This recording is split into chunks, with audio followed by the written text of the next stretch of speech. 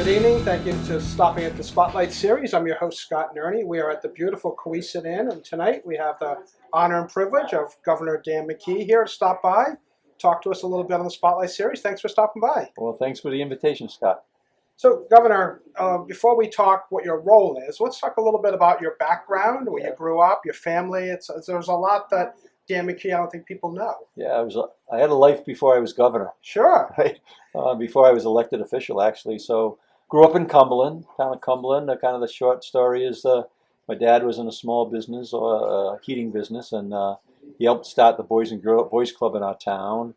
Went through schools, high school. Susan and I met in high school, so we're married today, and two children. And I ended up being the president of the Boys and Girls Club. Changed the name to the Boys and Girls Club when I was president of that club that my dad helped start with his friends. My friends and I started the endowment and worked there. And then I went out of the boardroom when our kids were getting a little older and went into the gym. And I coached, boys and girls, hundreds of games, hundreds of hours of practice time. Nice. Very diverse group of kids. And leverage that in a lot of ways in terms of when we have a small business as well, as was a health club in Woonsocket on Social Street for I know that area. decades. Yeah. And we really worked through all the ups and downs of the economy, Scott, right? So whether it was the banking crisis or whether it was the internet bubble that hit us in 2001 right after 9/11, or the real estate crisis 10 years later, we had to always work our way through that environment. So small business, been very involved in my community, done a lot of coaching, and used that experience as I rolled into becoming mayor of our town in 2000. Serious financial problems. I was on the council and recognized them and saw that a role that I could play to take. We had a 5-point downgrade on our bond rating the first week I was in office. The state was very close to taking our financing over. So I was able to use my business background, recovered eight bond rating points during the time I was mayor. So we helped turn our finances to a real strong thing. And then very involved in education, which I think we'll talk about later. But that was that coaching moment with kids from all around the state, all different incomes, all different families, makeups, all different races, and it was great education for me. And I'm using that today as governor. So yes, before I was elected a lieutenant governor, I was a mayor. Before that, I was a small business owner, very involved with Boys and Girls Club work. And Susan and I raised our family in Cumberland as well. Wow. So let's talk a little bit about your first really governor battle when you had to go through the primary. It was a tough fight. There was a lot going on. A lot of people came out to vote, which was really great. They were paying attention, which I love to hear. And you came victorious. How's that feel? Well, winning is always better than losing. Yeah, and sure. And we know that there's other things that have to get done. You know, we have a general election coming now, and Yep. we're 111,000 or 110,000 people voted in the primary, Democratic primary. In the general election, there'll be about 360,000 people vote, Scott. So it's continually doing the campaign and the outreach, and my grassroots type of support comes from all 39 cities and towns. So we're going to continue doing that. We count our blessings every day, and we had a great group of volunteers, a good staff set up, and a good strong plan. You know, working with our municipal leaders. As a former mayor, I got a really good opportunity to build great relationships with our municipal leaders, and that really helped in the election as well. So we thank them and thank all the supporters that voted for me.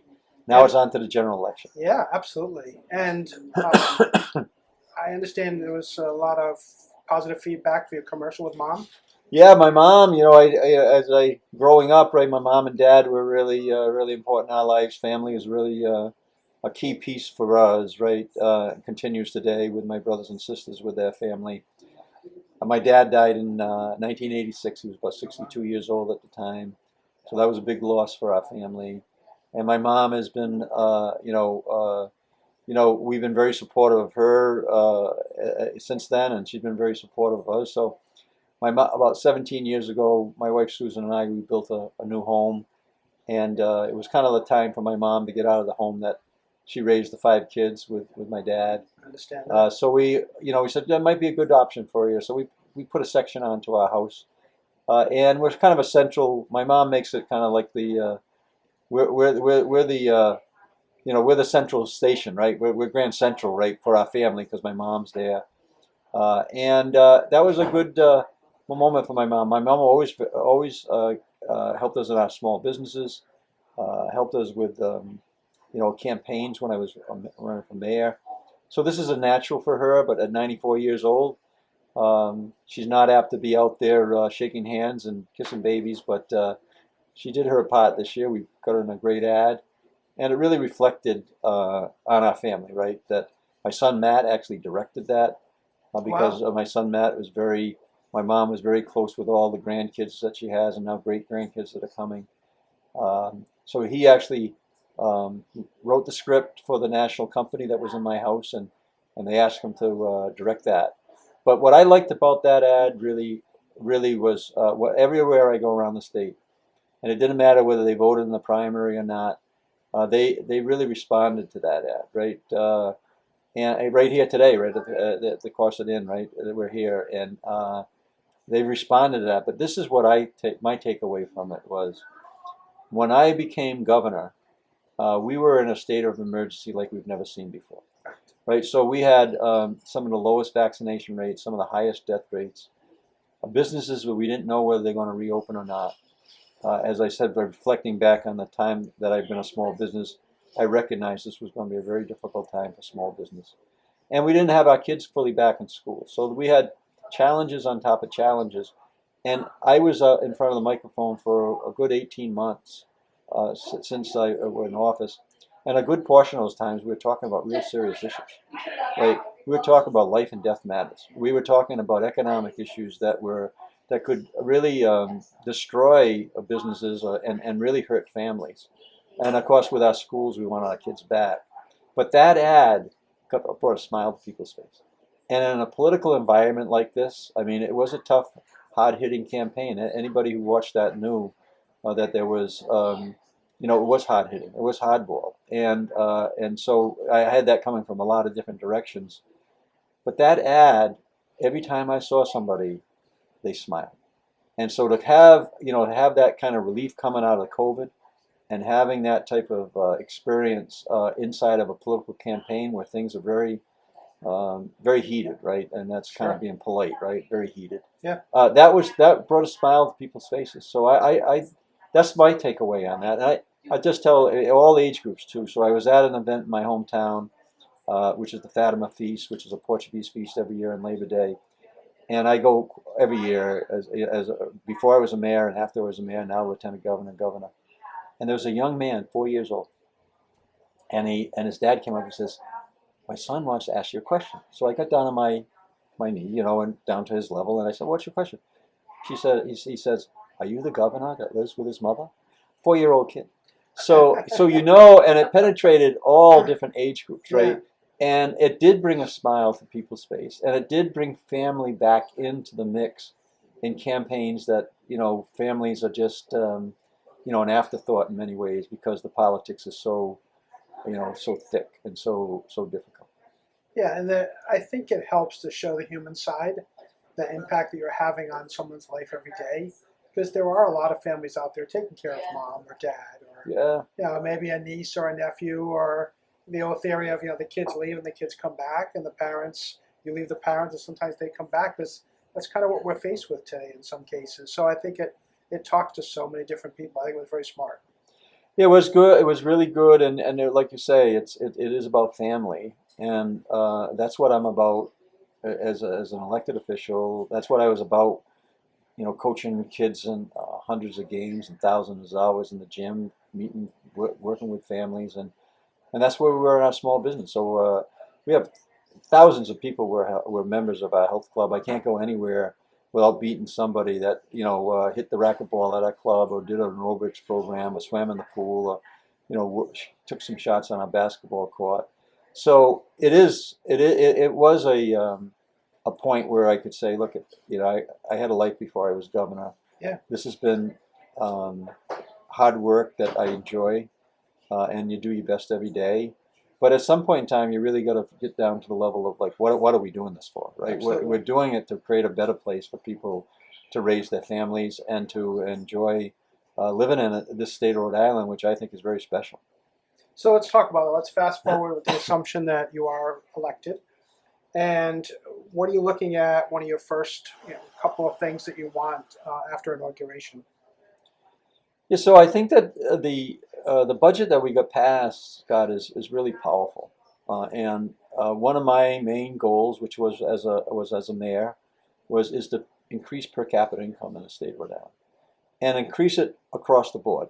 There's 39 cities and towns. I've always said this all the time, and each and every community that makes up those cities and towns is really important. So anywhere where you have to kind of level playing fields or take down hurdles, because there are certain parts of our cities and towns, some of the communities that are actually at a disadvantage. We need to make sure we lower those hurdles.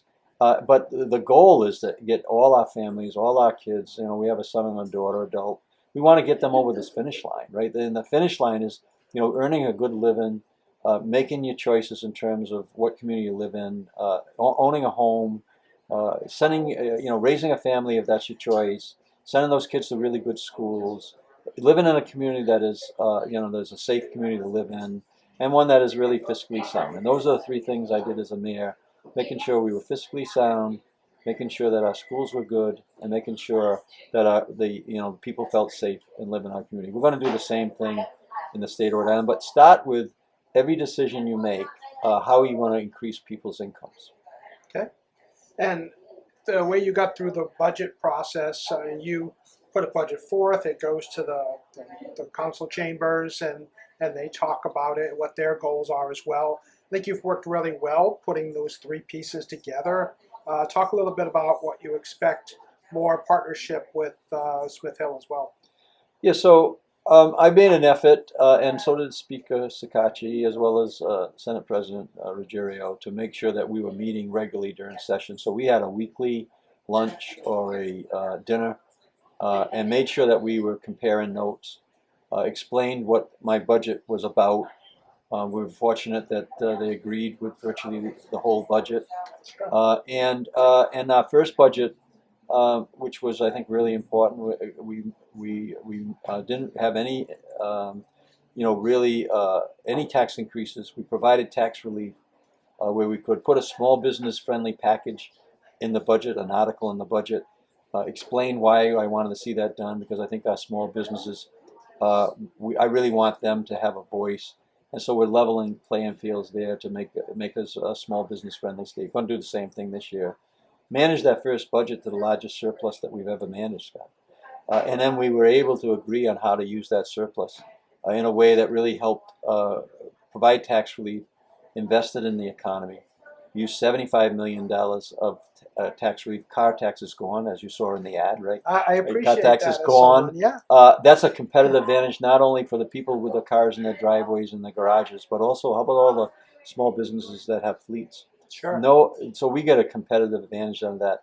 We took $100 million of the surplus and we applied it to release $400 million worth of federal dollars for infrastructure improvements to our roads.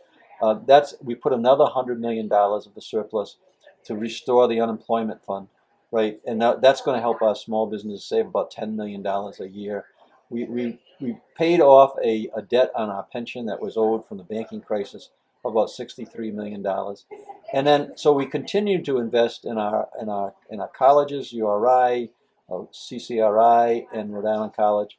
So that's just on the surplus alone. We're providing a tax credit to families up to $250 per child. That's going to go out sometime in the next few weeks, and that's going to help families, walk their way through some of the cost escalation that has happened in the groceries. I'm happy the gas price is coming down to earth a little bit, but and then in that budget, the same budget we passed this year, we provided more tax relief, but we also used the APRA dollars, those federal dollars, We held off using those federal dollars, and now we got about 10% of that for child care issues, investing in children, investing in our small businesses, investing in housing early in the session last year. And then we finished off investing over $250 million in housing alone, invested in the economy that we want to talk about a little bit, because my theory is right now the best offset to an economic downturn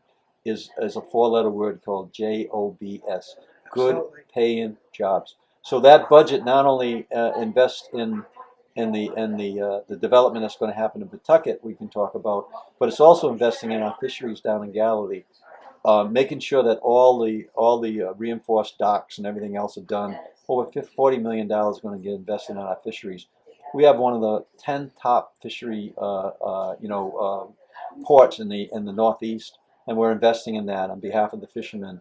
But we're also in Quonset investing over $60 million in the import-export, and with a focus on the offshore wind supply chain issues. We're investing in a new seaport in East Providence called South Key, where we're going to have this development that's going to be a one-of-a-kind, first in the Northeast, a maintenance strategy, education strategy for offshore wind, and also there's going to be a music venue there. You know, investing in downtown Providence with those dollars, not only putting lights on the Superman building that no one could figure out for 9 years. I brought all the parties together and said, you got to figure this out or I'm going to take the building. So we figured it out very quickly, and then partnered in to not on the bus terminal in Kennedy Plaza that you hear all the time. A long problem. We have we're probably 85-90% on the way to actually solving that problem, putting a new bus terminal in downtown Providence with electrified vehicles, by the way, and then creating a multi-purpose strategy with housing as well as commercial retail. So when you start talking about and putting a new roof on the former dunk, the new amp, I was the only game I attended this year at PC. That was the night the roof leaked, and I said we got to fix this place. So when you invest in that type of money, and in addition to that, we're investing $47 million in retrofitting the State House. No one had the backbone actually to invest that steakhouse because everybody says, oh, you provide an air condition for the General Assembly. No, we're saving that building. It needs an HVAC. It needs a total rehab, and it's one of our jewels that people want to see when they visit our state, and people that live in our state want to be there. We're the first state in the country to declare our independence back in 1772 or whatever it might have been, and one of the first original 13 colonies. So yeah, so when you start talking about the budget, we're investing the first time in destination marketing for our airport, and we're bringing in a new airline that's actually announced that they're going to put a hub here and station their planes, and we're going to have well over 250 jobs that are good-paying jobs that are going to add to that, and we're adding into the tourism. So when you take the budget that you started talking about and you invest in the economy the way that we are right now, long term, it's going to provide economic opportunity. Short term, it's going to provide good paying jobs. Absolutely. And that is going to be a critical piece for us because Rhode Island, I think we all kind of have this thought process, which has been true, is we've always been first in and last out of these economic downturns, Scott. And we no longer have to be. Right now, we lead the Northeast in an economic recovery from the pandemic, second in the country. Lowest unemployment rate that the state has ever had in its history, and there's still good paying jobs left. So when you ask the question, what am I going to do? If I get the people's support, I think you're going to work 12 days a week. What I'm going to do is we're going to take advantage of the opportunities that are in front of us, and I can tell you, the state of Rhode Island has never had any more momentum than it has right now, and I say with pride because we had good people working with me. The state of Rhode Island, no state has been managed better during this COVID in the last 18 months than the state of Rhode Island. One of the things that I wanted to touch on for a moment, we talked about investing, is the soccer stadium in Pawtucket. So a very ambitious project to bring really a new culture into Rhode Island that has been fans, but now really want to be participants in watching soccer, pulling a little bit maybe from what Bob Kraft has built in Foxborough as well. I mean, talk a little bit about that. Yeah, so this is a long-term strategy for the state, just like investing in the fisheries or the offshore wind. Sure. which we're going to be a national leader on. But Pawtucket saw this as their economic opportunity. They had legislation that was passed in 2019 that allowed them to use tax revenue to support projects that they wanted. So this particular project brings in a professional soccer team, and then it's going to have related activity there, whether it's in music or whether it's other sport activities. It's going to be a stadium that's going to have 10,000 seats. If you ever seen the location, it's located right on the water, right on the waterfront in Pawtucket, that we have never really maximized since the Industrial Revolution with Slate Mill, right? Right. But now we're going to maximize that waterfront. We're going to, just like they did in Providence, where they connected one side of the river to the other side of the river with that, what people thought was a very expensive bridge, and it was costly. But what has it done for that? It's connected two sides of communities. We're going to build, I've been calling this kind of because of a little of the critique that's going on about the project. We're going to build that bridge over that troubled water.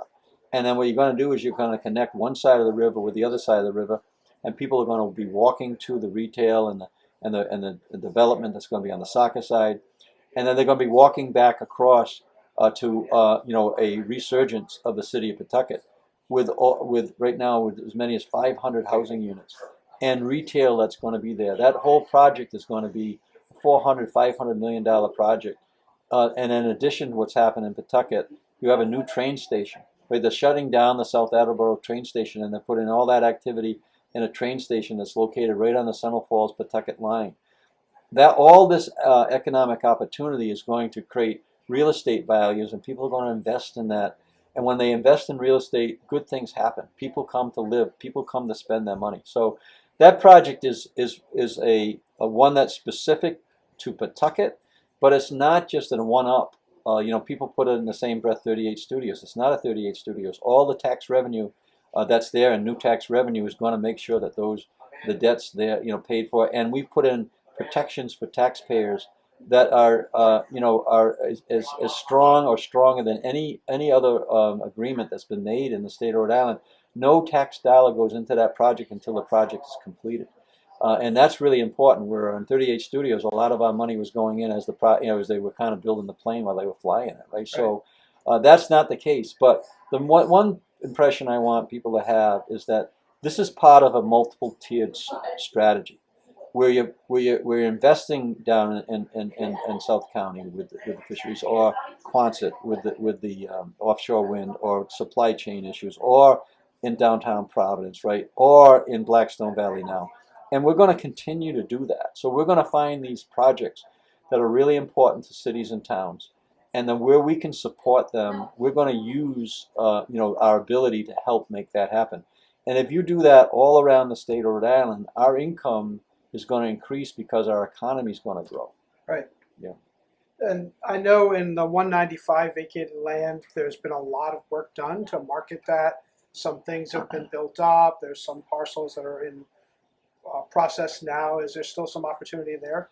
I think there's great opportunity, and the CIC building where I think they house over, I'm going to guess at this, but I think it's over 50 businesses, and becoming the place where international, national companies are coming to Rhode Island because of the offshore wind. I mean, I put legislation in this year that's going to procure enough kilowatts offshore wind, 1,000 kilowatts, that is going to electrify 500,000 homes in the state of Rhode Island before 2030. Think about that. And so when you have the I-195 development, you've started that. Now we can build off of that. So I know I've met with the councilman in that area, along with people who are very interested in making sure that fits the neighborhood. Right. So there's some housing that's going to be developed there, but there's going to be some life science, which is going to be part of our new economy. You're going to have a state lab that's going to be built in that area, and there's going to be a public-private component to it, where we're going to have over 40,000 square feet of new lab space. And then Brown University is going to be developing in that area another 200,000 or 300,000 square feet of life science lab space. We're going to become like a little incubator where, out of the Cambridge thing and the Boston area, we're going to have our own, we're going to have 300,000 or 400,000 square feet of lab space that's going to bring in hundreds of jobs. Great into- paying jobs. Great paying jobs into that area. So those partnerships that you have with the state and then and the state lab with private lab, life science space, wet labs, and then also seeing Brown University invest in that area. That means they know there's a future in that area, and so that's going to really help us on research, and we're going to become this this incubator for the life science as a result of that, right in that area that you're talking about. Okay. And you mentioned electricity and offshore wind will definitely help, but I saw that you recently had some testimony with the PUC to try to talk on our behalf as a fellow electric payer. Yes. I appreciate what you're trying to do and spread some of the pain, but try to contain it at the same time. It's a delicate relationship with the new Rhode Island Energy Group. Yeah. And I know you've had a lot of different departments working on that, if you could speak to it. Yeah, so we have direct contact with the new Rhode Island Energy Group, or the PPL, energy company down in Pennsylvania, and we've had meetings with them, and I made it them very aware that I've been very active at the Public Utility Commission. One time I was a mayor, where we intervened in a docket to protect our water ratepayers in the town of Cumberland, and we won that case. So I'm very familiar. As Lieutenant Governor, I intervened more than once on behalf of the ratepayers, making sure that in one of the areas was making sure that at the time National Grid received about $38 million of profit, because after the rates were set, like this time this year, the Congress changed the capital gains tax, which benefited the National Grid about $38 million. I was in that process to make sure the ratepayers recovered every dollar of that, and actually signed an MOU with them as Lieutenant Governor, which I think is a first, that actually they agreed to provide that last $8 million of relief. What's happening right now is we need to really need to pay attention to it. We need to provide relief where we can, and that's what the idea was with the proposals. We're using some regional dollars that gets collected to help on energy related matters, and Chris Hearns, who heads up our energy office, came up with the idea of using about $3.8 million that you could actually use for some of the lower income rate users. That's going to provide relief to about 39,000 families, and I think it's going to virtually offset the winter to winter cost comparison, which you need to do, Scott. You got to compare winter to winter, because winter always goes up, and then spring to spring. So that, and then also the Attorney General was able to negotiate a settlement on the transaction when National Grid sold their interest to the new company, Rhode Island Energy. And so we're, us along with the Attorney General are asking that relief go across the board to all ratepayers, which is going to be helpful. And it's just a matter of how they're going to time it, but that's going to get there. And then we got to make sure that our energy efficiencies are handled, continually handled, to help people do that. And that's something that we're working on to make sure that those dollars come in quick. I had a call with the Secretary of Energy, Secretary Granholm, out of D.C. with New England mayors, New England governors rather, that talked about what could they do on the federal level. So advancing the LIHEAP dollars for heating, expanding that program right now in the face of the urgency, making sure that you open up the oil reserves in a way that is timed properly so that it helps defray some of the heating costs.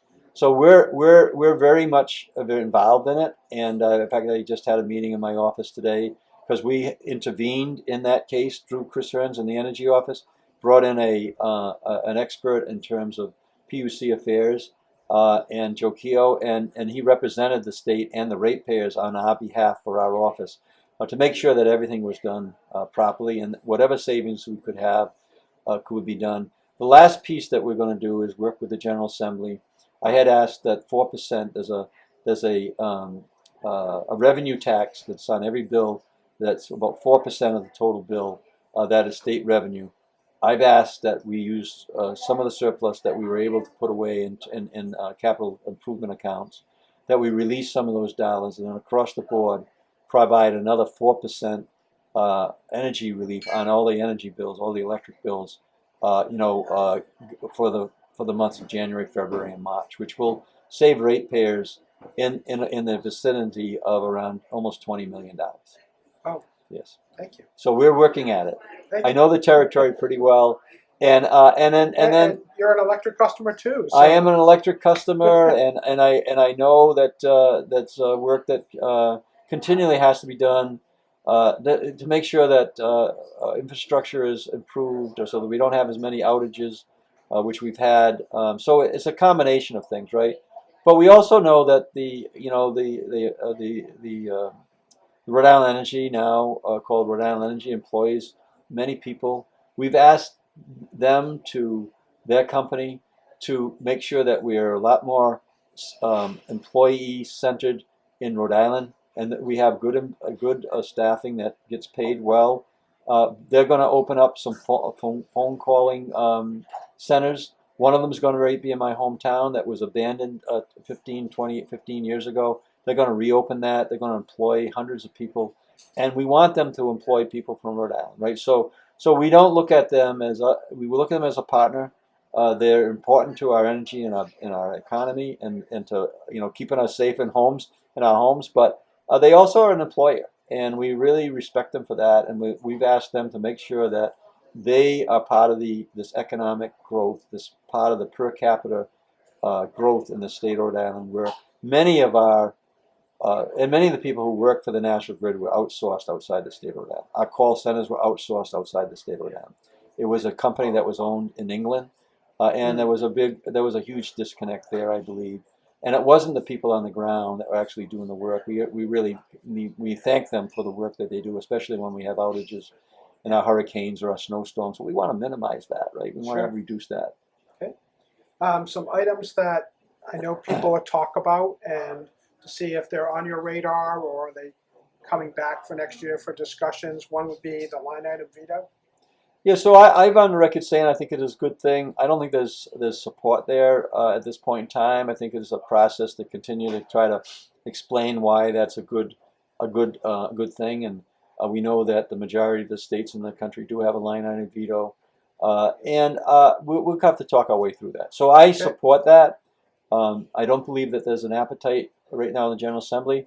So my feeling is let's find out where we have common interest, and then really focus on that, rather than getting to disagreements of any kind, just for the sake of saying, oh yeah, I'm already on the record saying I would prefer a line item veto. Okay. And I think over time you have to prove out why that's the case, right? And then eventually, potentially that would happen.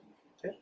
One of the things that I know we're really focused on where we're going, what we're going to become, how we're making Rhode Island better in the future from the top level, with better income, more businesses, and to me it's phenomenal.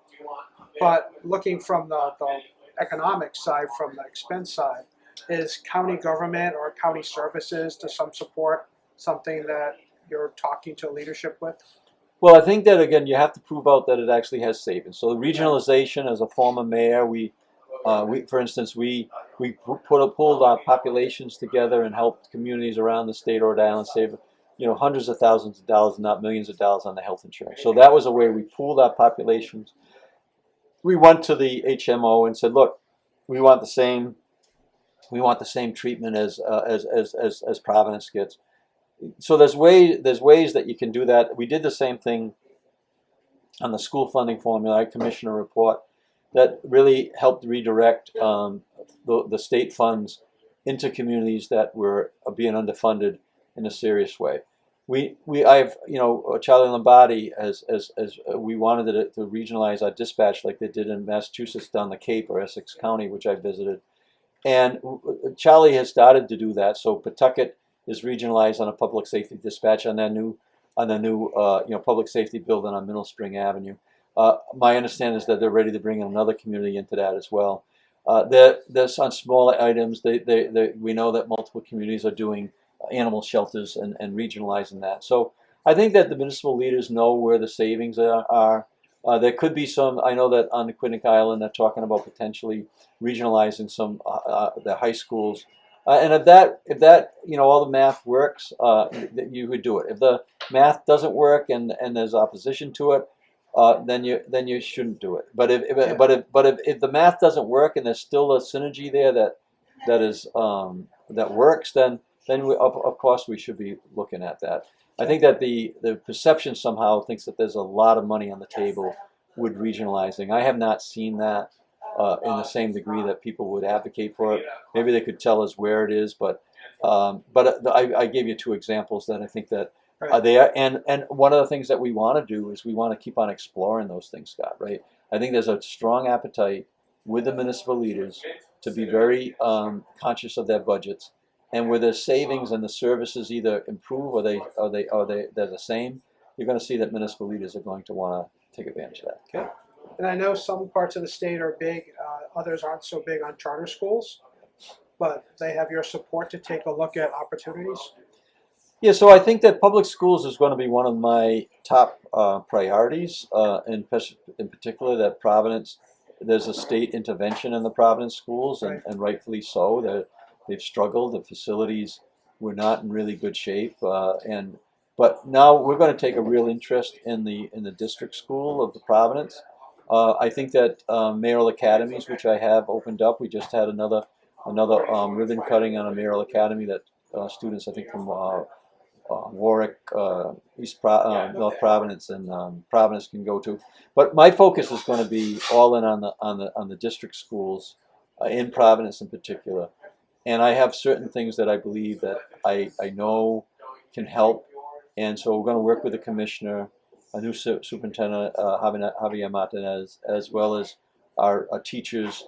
But we're also going to bring in the community, because the community needs a buy-in on that. Education is the issue, right? That's the issue. I said that back in 2007. Education is the issue of our time. That's our long-term investment in our economy, right? With our young students, that's our 10-year, 15-year plan. So there's a role for multiple strategies in education, but my main focus is going to be the city of Providence. And I've talked to the incoming mayor, Brett Smiley, about that, and then hopefully that he would really be one involved in that. And we're going to really make an effort there, Scott, to change the culture in a way that's not just in the schools, but in the community at large. And it's everybody that lives in a community. We're going to open up, we put $47 million into the budget to open up community centers in any community that wants it, that's with a matching grant strategy, that's going to focus on three things. It's going to focus on education, it's going to focus on health, and it's going to focus on jobs. And in order for the communities to qualify, they're going to tell me how is this investment going to help increase our proficiency scores on reading and math in your community? How is it going to help increase the health quotients of all our communities, which we actually can measure, and we can actually see whether there's a growth in that? And how is it going to help in terms of increasing per capita income in your community? So if you do that, sprinkle that around the state of Rhode Island, you're gonna improve education by working outside the school day, and then by investing in the schools, you're going to help support that growth.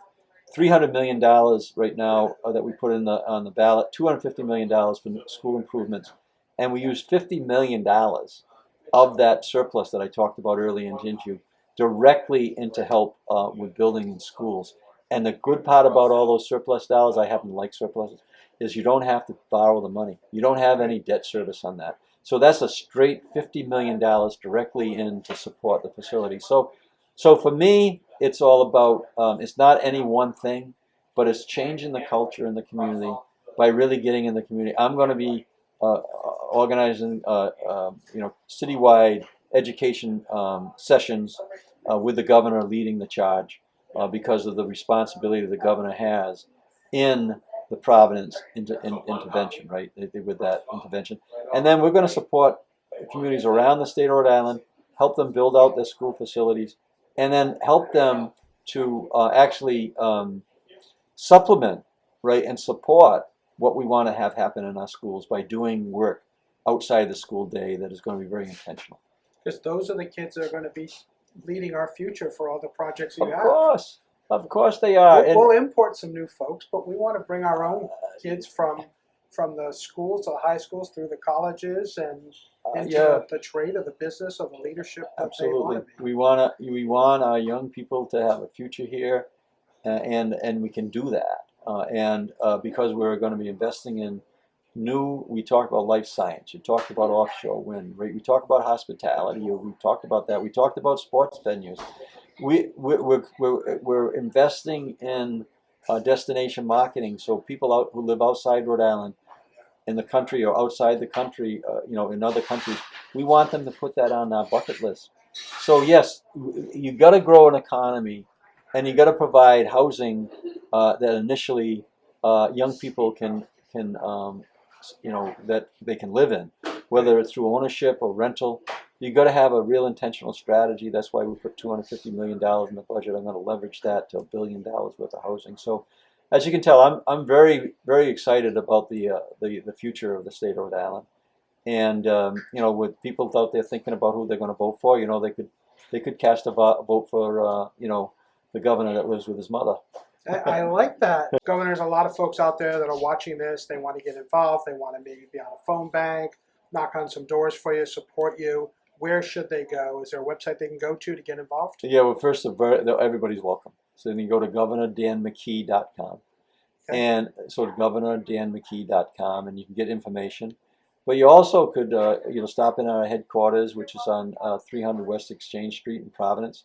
Very easily accessible from both 95, Route 10, and it coming in from 146. So just come on board, come on down, and learn a little bit about what's in store, the great opportunities that are in store for Rhode Island, and also exchange their ideas with us too, because that's how we get